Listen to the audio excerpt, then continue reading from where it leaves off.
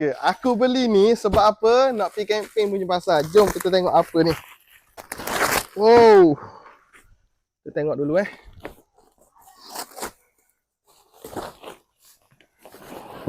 Cuba tengok aku beli apa ni. Aku ada beli katil untuk nak pergi camping nanti. Anak-anak aku nak tidur. Ni, buka gini. Woi. Oh. Aduh. Hei, padu. Ni, nak buka gini. Nak tutup gini. Nak buka dia macam ni. Aduh. Lepas tu, dia mari sekali dengan tilam dia ni. Okey, ni tilam dia.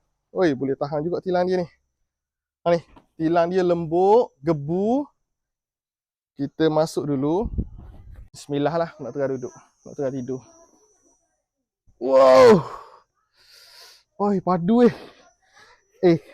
ni memang sesuai gila kalau nak pergi camping. Nak melepak tepi pantai ke apa. Rasa nak tidur ke apa, memang sesuai ni. Nak tutup dia macam mana? Tutup dia. Sekali je. Boleh letak dalam kereta tu. Siapa yang ada kursi healing tu nak cari katil healing pula. Ni ambil ni. Beg kuning siapa yang nak. Tekan beg kuning sekarang.